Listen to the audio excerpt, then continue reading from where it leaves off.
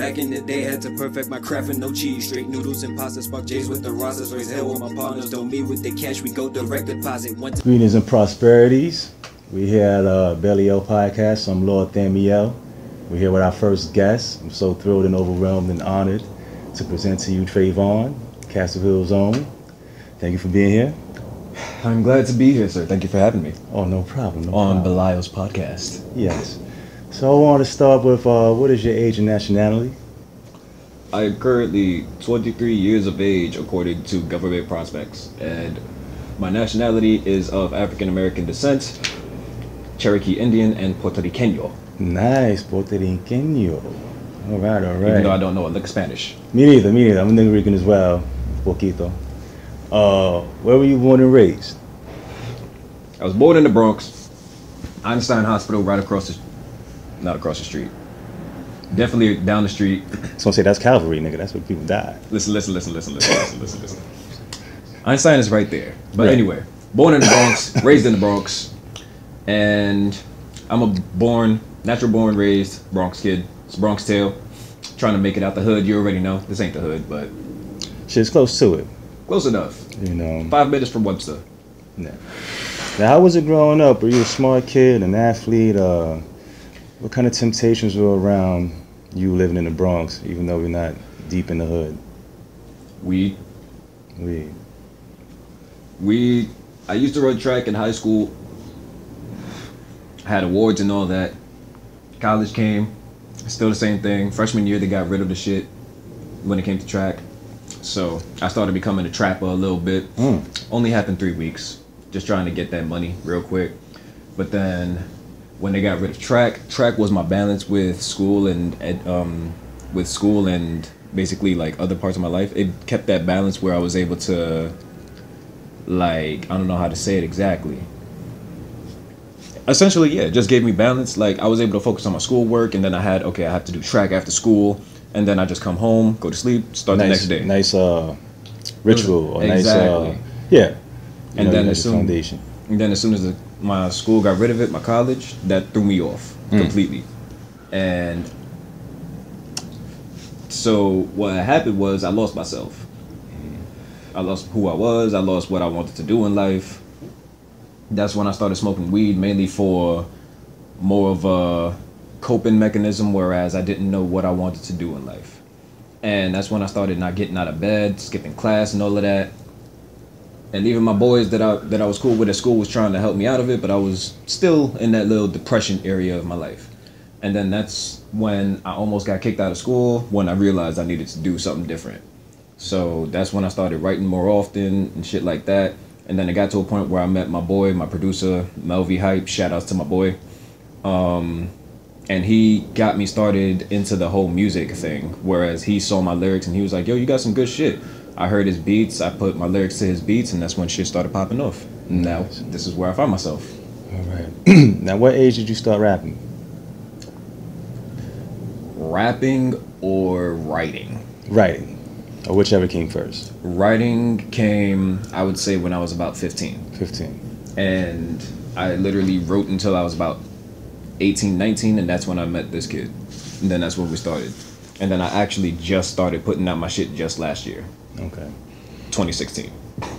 Now, my fault. Oh, no problem. What are some of the exercises and thought processes you practice to become as versatile as you become? I use a lot of real life experiences.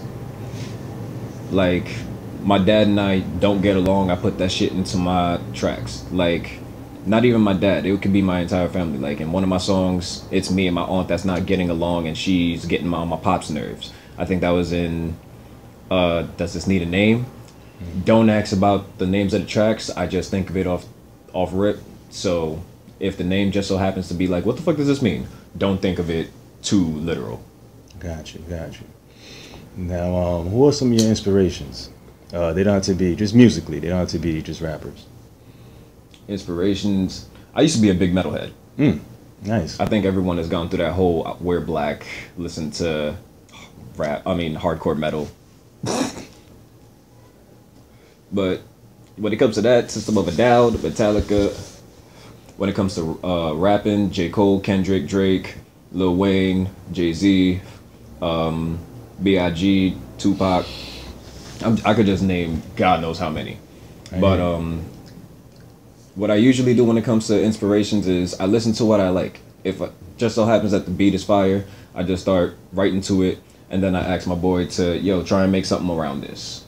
And that's where I've been doing, whereas I can show my versatility when it comes to my rapping. I do want to branch off into other genres, whereas it could be like pop or something like that, or what this nigga Yachty's doing. He's doing techno beats and rapping on that. That shit's big, apparently. Yeah, it's worldwide. Exactly. Globally. EDM. Exactly. Flow Rider, I think he kept his career. Flow Rider, Pitbull. Yeah, definitely. You know. So I want to try and do something like that. Not essentially like them, but I want to put my own like twist and style into it. You want to be universal. Exactly. But at the same time, ignorance makes money. Yes. So that can only get you but so far. Whereas if you want to sound intelligent, but then try and stay in the rap game. Because people are eventually going to be asking, yo, what does this mean? What does that mean? This and that. So that's where you got to work your words into a way that it sounds good, but it can still reach out to the people, in my eyes. I agree, and I can see that. What makes you different from the present talents out there? That's pretty tough. Because nowadays, you're going to be compared to everybody. Like, my song, the last song that I just did, Rocket, people keep saying, not people keep saying, but my producer and I both said that it sounds like Tentacion. And not trying to bite off of him. Whichever beat that I use, it's no offense. It means that your beat is fire, and I would like to work on it. That's giving props to the person that initially made it. So,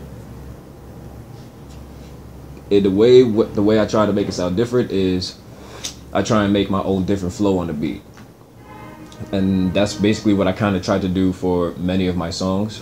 Some of them have worked, some of them may sound like other people's works, but again, it's no like trying to bite off of them whatsoever. It's like, listen, I fuck with your style, I'm trying to see if I can work with it and try and put my own kind of twist and style into it.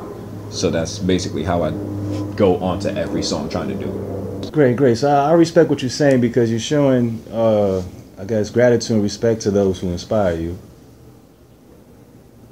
Always, man, you gotta. I'm new, so I gotta give my props to everyone that was before me. Yes. What I can say about your music personally is that you can hear inspirations, but there's not what this era does so much, which is straight copy or straight sample. Like you do your version of what inspires you. Mm-hmm. So I suggest that to all the people out there, all the youngsters, change it. Don't just copy it, because then you just fucking copying it. You don't need two of that. You need one. Now, facts. Straight facts. What are your artistic processes while making a song? If you can name a couple formulas. One thing that I've learned to do is, if you think about something, immediately write it. Immediately. And always write down what you think on the top of your head. Okay. Because you definitely may want to use it, if not now, at a later instance. Right now I have over 150 notes of many incompleted, bars. Nice. You can always go back to it. Exactly. So, you have any other formulas that you can detail? As far as, give me a formula if you can about your versatility. Like how does a concept come to just go totally left from what you did prior? I could think of a word, when I write down a word, go straight to the dictionary to see what rhymes with it. Gotcha. And that's another thing about it. I've learned God knows how many words just by doing that. When I'm in the studio, when this nigga's making the beat, that's when I'm usually writing what I want to rap about. Like, as he's making the beat, I'm rapping, or at least putting down the lyrics. And if I'm stuck on something, say like call, ball, haul, raw, saw, Paul. Get all of that shit. I go on Google, type in rhymes with this word. Rhyme Zone is the first thing that pops up. And I just type in the word, over hundreds of words that I could choose from to rhyme with that last bar that I just used. Okay. And I've been learning when people say that they have a punishment that they had to read a dictionary, I applaud them. Because they have an unlimited amount of knowledge when it comes to grammar, spelling, and all of that, and comprehension. And that's where I've started learning, whereas I'm trying to expand my vocabulary. I think that's what makes me different from other people, is that I like to keep it completely different. I don't like to just stay on one thing at a time. So I think that's what gives me a strength when it comes to comparing myself to everybody else. So basically, you don't like to touch something twice. You just Exactly. been there, done that, move on to the next thing. Exactly. That's beautiful. Because most labels, at least in the old school, they would whatever was hot, they just want to work that to work it dry until it can't no more. And then there's always the conflict of the artist and the label. Because by the time you do that first album, you want to be more artistic and do more creative things. And they want you to just do that first hit. Exactly. And it's like, I don't want anybody to knock my hustle about it. Like, yo, this sounds boring, this sounds trash, da-da-da. You may have your opinions about it, but at least respect me for what I'm doing. Always respect my hustle. I'm not knocking you for whatever you're doing, whereas how you're getting your money. This is going to be my hustle. I still have a job on the side, of course. I'm going to always keep it like that. You never know what's going to happen. But at the end of the day, I'm doing what I feel is comfortable with myself. So if you don't like it, I always accept criticism. If you don't like it, let me know, like, yo, you can do something different on this, or you can do something different on that. I'll try and work it into the song or in any future projects, if anything. Just don't come at me saying I'm a biter or I'm a hater, or I'm doing this or I'm doing that. I have an ear for good music. If I like it, I'm gonna write to it, or I'm gonna try and work with it. So it's not biting, I'm just giving props to everybody else that's made the song. And if anything, just give me the views. Nowadays, it's all about the views. Niggas can drop something today, next week they have over 100,000 views. That's big. Yes. Especially when it comes to like all the online streaming and all of that. So, like I said, even if you don't like my music, at least respect what I'm doing. I could respect that. And I definitely appreciate everyone that listens to the music as it is. Shout out to everybody. Shouts out to everybody and their mothers. God bless. And their sisters. Oh, especially the sisters. I prefer the aunties though myself. Oh Lord. But oh my God. what is your musical vision? What are you trying to what picture are you trying to paint to the people out there? Be yourself. Don't be afraid to be yourself. But who is yourself? Who are you? Who you see yourself as towards others. To me, I am a kindred soul, but if you fuck with me, I'm a light your fire. I'm gonna spark that fire. Super hot fire. Like, don't fuck with me. I know I'm a friendly person, but don't take my friendship for granted. Okay, so And especially with the niggas that I fuck with now, like with you, and shouts out to Maury, Guapo, Ronald, Trav, Gucci, Mike, Data. Oh, hanging out with all of them. Rojas. Ooh, almost forgot Rojas. Good Rojas. Lord. Oh Yes, my sir. God. Leaf C. Shouts out to the squad. Aaron. Got a game later tonight too and all that. Oh yes. Yes indeed. But just hanging out with y'all have made me learn to be myself around y'all. And to grow as a man, as well as growing connections with others. So that's what I definitely appreciate with hanging with y'all about. Okay. So basically, your musical vision is self-growing and outreaching to people while you grow. Yes. And being around people who help you grow and be comfortable in your transition. Yes. I like Yes. that. I like that a lot. Exactly. You see, I just explain it and then you could put it into words for me. I fuck with that. I fuck with that heavy. Indeed. Beauty of podcast, baby. You know. Now, what do you want your listeners to feel when they hear your music?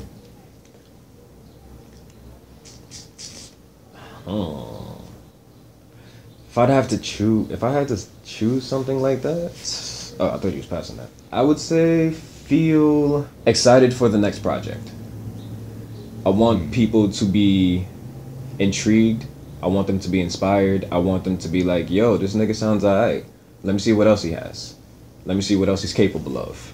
That's why my last project, Limitless Potential Project, you don't know what I'm going to come up with next. I like to keep shit spontaneous. So I definitely like to keep people on their toes, whereas what I'm going to do next. All right. I could be singing one time, rapping the next time. Next time it could just be straight beat. I just do something like Uzi, just say one maybe 4 bars, and then just have that shit echo throughout the entire song. You never know, but it's just going to sound alright. So I just want people to be hype about it, but at the same time, I want them to be more, I don't know what there's a word for it. More like, I want to know what this nigga could do more. Like, what else he could do. Okay. What if I had a word, just let me know. What are your favorite tracks on the album? Damn, it has to be on the album because I definitely like Rocket. Rocket is a single. So that's going to be the honorable mention, I'll say. Honorable mention, yes, Rocket. I agree. All right. So favorite ones, I'll say, I can't say all of them because you definitely say I got to pick. So I'll say 48. I'll go in order if I can remember the order. 48, because I think that was one of my first beginner tracks that actually sounds like I've been in that shit for a minute. It's 48. It's FF Medication. Hold on, I think I see it. FF Medication. I don't see you. I don't see you. It's the one where I'm singing. It's not there. It's not there. It's either FF Medication, I think so. FF Medication. And then there's Does It Need a Name? And then the second part is No, It Does Not Need a Name. And before this album came out, it was Cardenas. Okay. And that was 4 minutes long. And we separated it just for the sake of the mixtape. So it's 2 minutes each, but 1 doesn't need a name, and 2 does not need it does not need a name.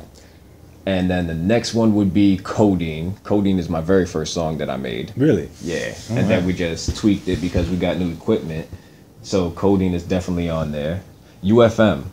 I don't know why it's called u.F.n. on here. It's supposed to be called FF Medication. But u.F.n. is the one where I'm singing. Yes, I like that and one. Everyone says that I sound like Wiz. That's one of my tops. Yes. So that's definitely one. It's 7 and then territories. That's it. All right. But now we're going to get into the name, the acronym. You know what I mean? u.F.n.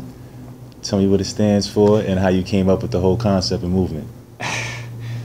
u.F.n. stands for Until Further Notice.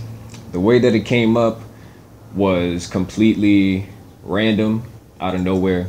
Niggas was literally sitting in the studio, and after we finished making the track, we was like, oh, well, my producer, Melvy, he was like, yo, what's your name? What's your stage name? Couldn't be Trey Stars. That's what I always put under as everything, because that shit sound booky. So I was thinking about it, and and I was like, yo, I honestly can't think of nothing. I'll get back to you. And he was like, when do you think you'll get back to me? I was like, I don't know. It's until further notice. And I literally sat there for like a good 20 minutes and was like, yo, until further notice, u.F.n. Yeah. I fuck with that. Yo, I got the name. So since then it was until further notice, u.F.n. Right. But it's lowercase u, capital F, lowercase n, just for logo purposes. Do you want to stay independent? I don't know. I think I would have to get back to that kind of question when I get more experience in this. Okay. Because I hear a lot of stories whereas people saying that it works better when you're with a group, it works better when you're independent. When you're independent, everything is yours. But at the same time, you got to put all of that hustle and momentum and bread into your own shit. Yeah. So that's the biggest thing when it comes to being independent. You got to put mad work into that shit. Whereas a label, they give you the bread up front, but you just got to pay it. That's what niggas don't usually say in these fucking contracts. Yeah. So that's where they say that labels could definitely screw you over in the end. That's why I'm hearing all this shit about Wayne. That's a big thing. Yeah. Niggas are still going through that shit. That's been the beginning of Cash Money. Nobody just listened. Yeah, but then that shit just started blowing up in what, like 2015? Yeah. some shit like that. But not even, because me and Juvie and all them niggas and BG and manufacturers suing them, and they got their money too. Yeah. So yeah. You know, but Weezy was the only one that stayed, and then eventually. Now he's coming back for that ass. But facts. Are you worried about label tainting your artistic integrity? If I didn't have the kind of people that I know now, yes. Now with the fact that I have people that have been under labels, like niggas been under Sony type shit. Okay. Like niggas know about all those contracts and deals, and even niggas that I know took L's, whereas niggas got sued by that kind of shit.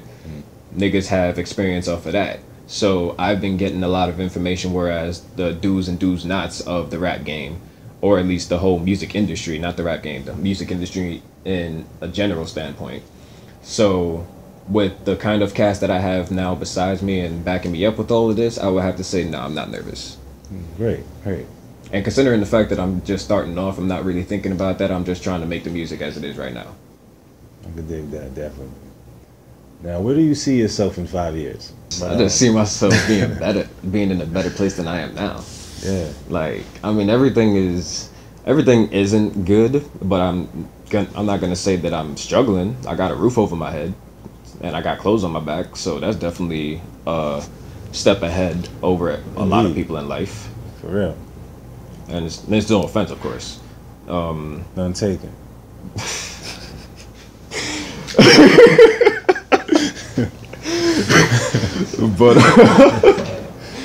but fucking 5 years, I definitely see myself being in a better place in this whole music thing that I have going on. Like, I expect to have a lot more connections. I definitely would like to do a lot more shows, have at least, in 5 years, I would definitely like to have at least 50 shows under my belt. If anything, they could be small to upscale, grand scale, or anything like that. But I definitely want to work out of my shy box that I have. I'm a very shy person when it comes to performing in front of people. I'm very self-conscious, whereas even when it comes to just releasing music, I'm still thinking to myself, like, I hope people like my shit. I hope people, like, enjoy my shit. Whereas, even, I thought that was my phone, fuck it. I just hope that people like my shit, even if I'm saying, like, just respect what I'm doing. I'm still hoping that people would still take a listen and take a liking to my music in some form or fashion. So 5 years, definitely I would like to have. I already have one mixtape out. I would say about maybe 4, maybe 5 mixtapes. I'd definitely like to have a lot more features, a lot more connections with bigger artists in the industry right now. And I would love to have not just my foot in the door, but my whole fucking leg in the door type shit. Yeah. At that point. So I would like to get the shit started ASAP. Hey, see what I did there? Brilliant. Do you have any other business ventures you want to capitalize in the future? And if so, can you name a couple? Well, I'm currently in school going for psychology. Nice. So, God forbid this whole shit don't work out. I'm trying to do something whereas working with adolescents in the community when it comes to psychology, trying to be basically like a tutor to the kids in the community. Like, don't do what I did. Like, I can tell you my experiences and what you could do to avoid those kinds of experiences, especially when it comes to depression. What people sometimes don't know is that it's a serious, debilitating mental disorder.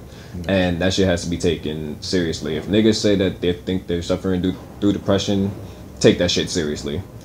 So I want to work with the adolescents, whereas if you feel like you have no one to talk to, I'm always somebody to talk to. I don't judge. Everybody's been through different life experiences, whereas big, whereas small, that niggas sometimes just need to get out their chest. So I could just be that outlet for people so that they know that even if they don't feel that they don't have anyone in their corner, I could still be that somebody.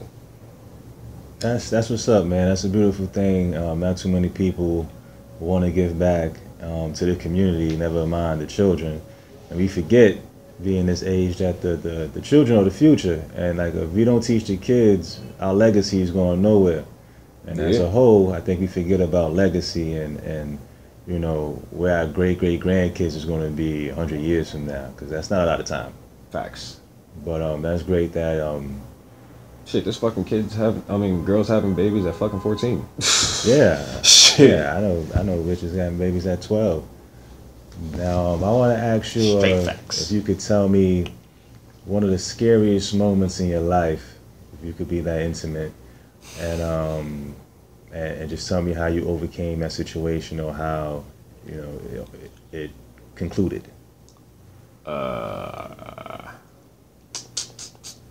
Scariest moments?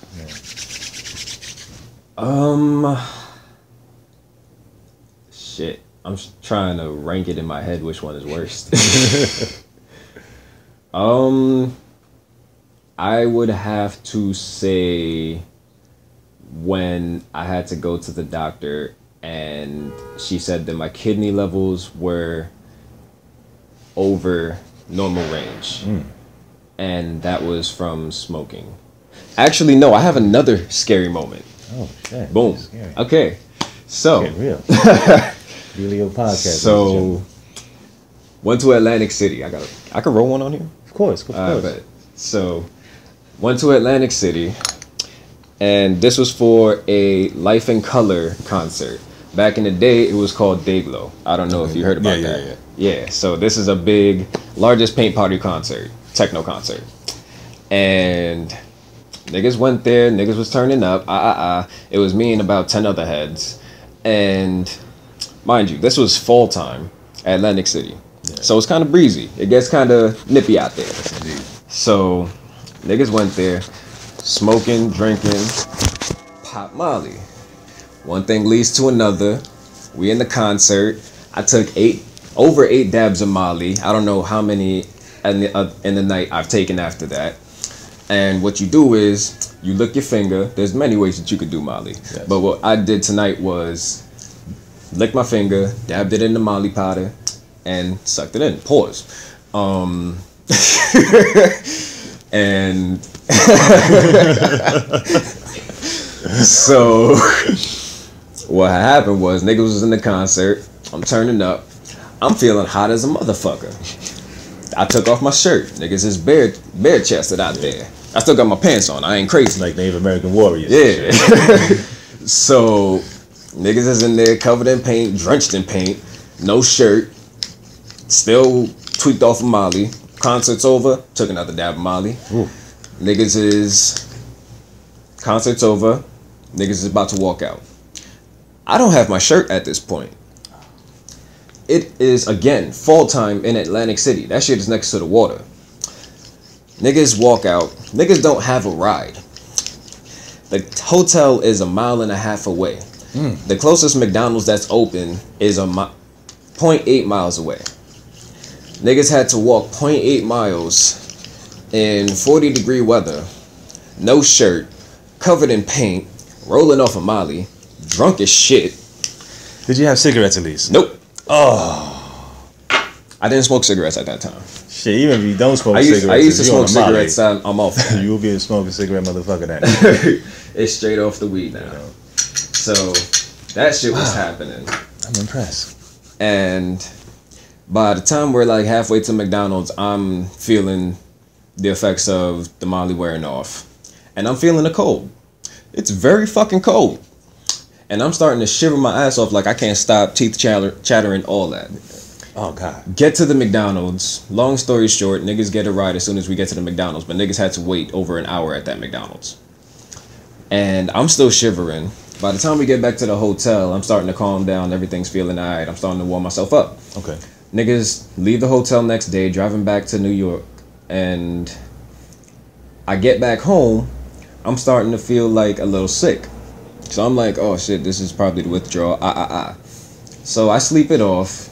Next day, diarrhea, fever, night sweats. HIV.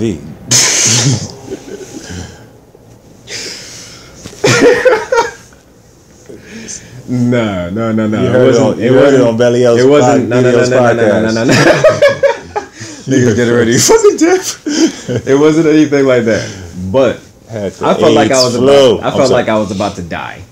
Yeah. And my pops is coming in, checking on me like, yo, you good? What's up with you? I'm like, yo, I'm feeling sick as shit. Like, I just did too much at the concert. He was like, yo, just rest it off. 2-3 days pass, I'm still feeling like this. And I'm like, yo, I think I'm gonna die. And I'm on the toilet, shitting my life away. And I tell my pops, yo, I think I gotta go to the hospital. He's like, yo, you good. Just sleep it off. Just keep resting. Literally, that's exactly what he was saying. Like, just rest it off. You'll be good in a couple of days. He keeps buying me Gatorade and shit.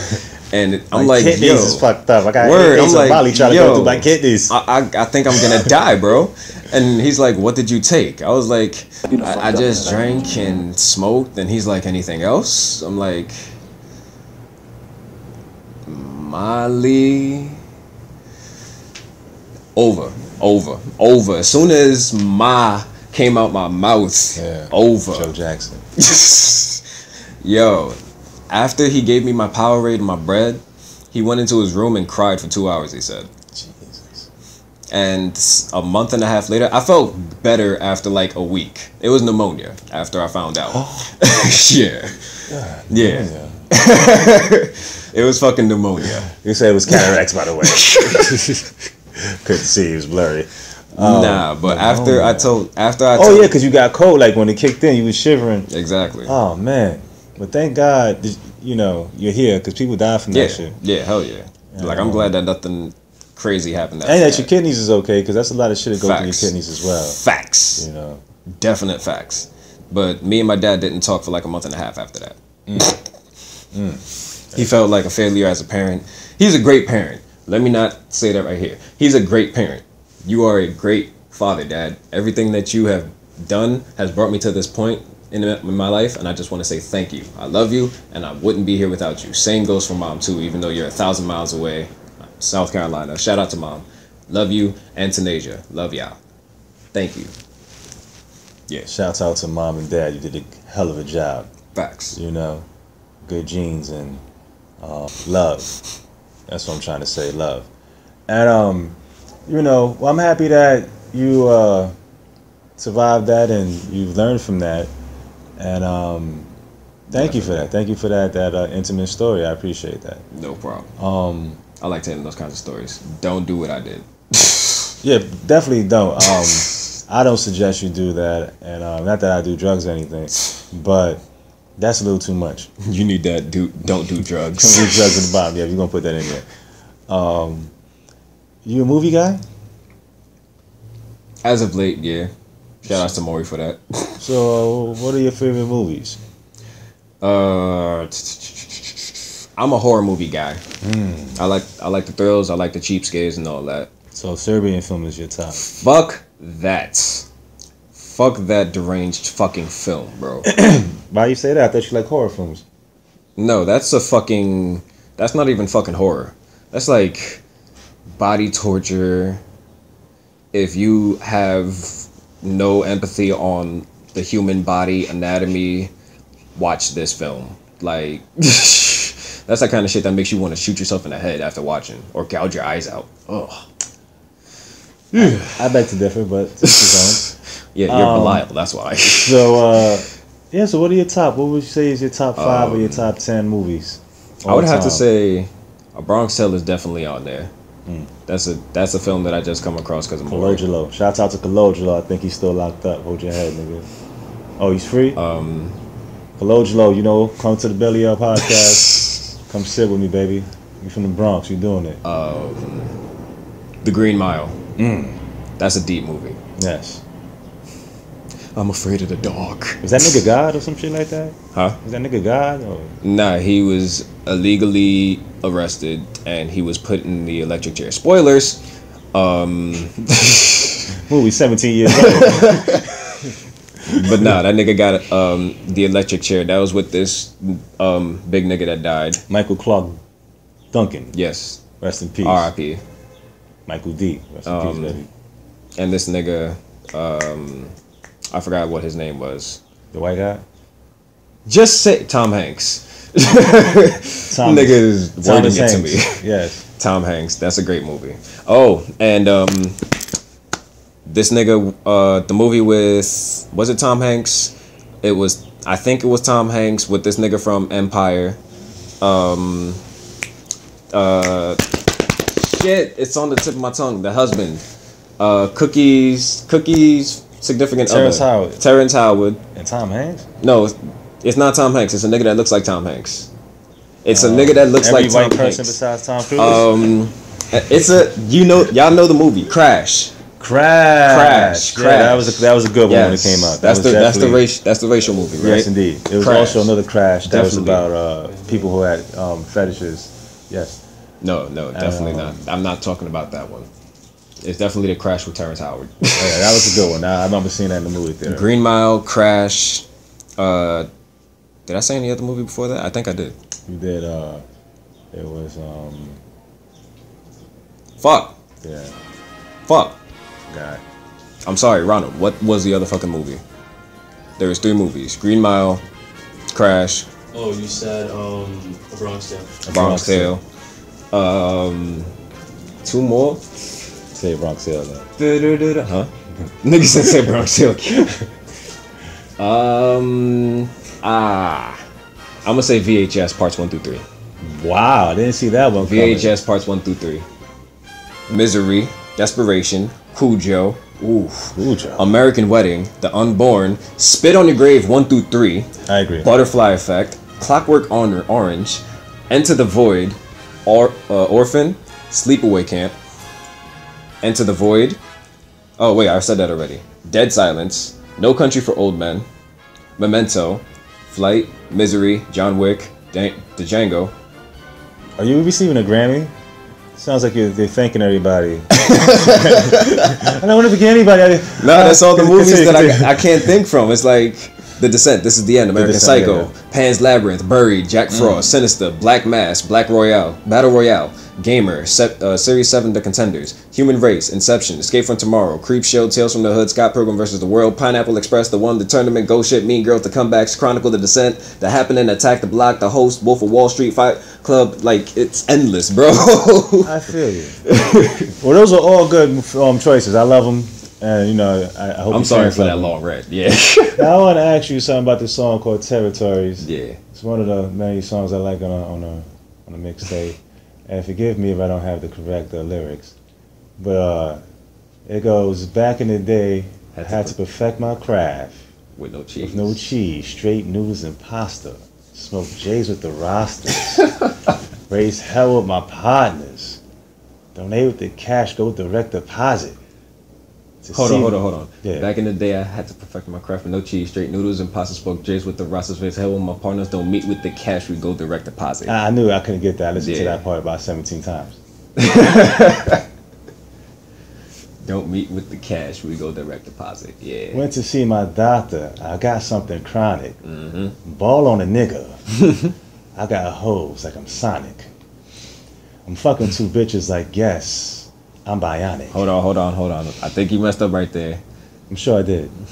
Go over direct deposit. Went to see my doctor. I got something chronic. Balling on these niggas. Got rings like I'm Sonic. I'm fucking 2 bitches. I guess I'm bionic. Y'all niggas should chill. You can't fuck with this logic. So sexy. Too sexy. Now, what were you doing that morning, the night you recorded this? The day that we recorded this? Yes. I think this happened in February. It was February. So I was definitely in school at that time. So I probably came out of class, went to the studio, and just recorded it. You just don't just record something like that, as humble as you are. Because I wrote all of this shit, like I said, in that process where niggas was in the studio, and when he's making the beat, I just write to it. This is the track that nigga just created the beat to it. This isn't one of those tracks where I listen to it and he just worked around it. This is spontaneous. Like, pure. Yeah, he literally created this in one day. Great. That's good. That's good to see that you could, do something like that on the spot. DJ Premier will love you. That's what he does. He does everything on the spot. That's what we're trying to do for our next projects. Like, niggas just trying to make something from scratch. The first mixtape, like I said, it was just to show how versatile I was and what I could do. Okay. So expect all of the works that I'm coming out with to be made by just me and my boy. And your boy is? Moby Hype. Moby Hype. Now I'm gonna try and find a link for this nigga that you could put under your information. You got to pay me for that, but you can talk about it. No, we'll talk about it. I'm pretty sure he wouldn't mind that. He would love that. He likes publicity. But back at Billy O Podcast, u.F.n. Tre, Lord Thaumiel's your host, and I just want to say thank you again for blessing us with your presence and educating us on your theories on life and your artistic vision. And I'd like to ask you, where can you be seen and heard on the internet? You've seen and heard on SoundCloud. It's, you can type in lowercase u, capital F, lowercase n, u.f.n, and you can see my face on there, like a little silhouette, but it'll be easy to see. My work is on there. My mixtapes, you can go on there too. Again, u.f.n. Type in Limitless Potential Project. It'll be easier to find my page on there. u.F.n. Tre, Lord Thaumiel, we out of here. It's a wrap.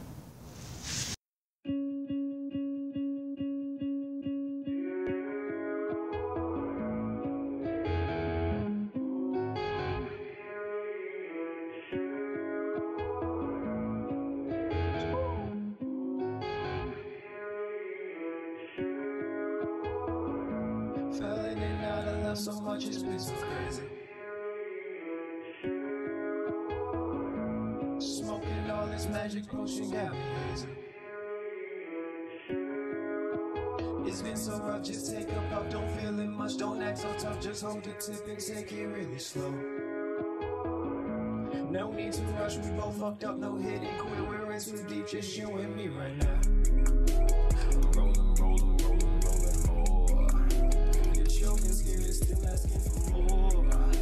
No need to fear, my dear, I hear you loud and clear, I have you fucking sore. Come up in a party, red dress looking tight. Past a cup of Henny, got you feeling right. It's getting late, why don't you come just spend the night? Be careful, yeah, I'm hungry, I might take a bite. Dick send you to the afterlife. I pull up on a motorbike, I'm looking for some drugs tonight. After party looking late, I may just send you that invite. Just know you coming home tonight. Don't send that more than after text. Don't think I do it out of spite. I'm getting ready for my flight.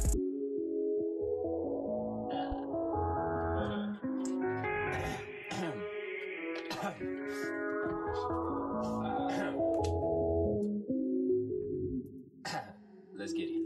Take a shot, pause.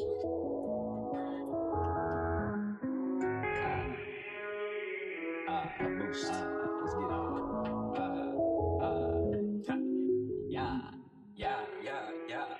How about the whip?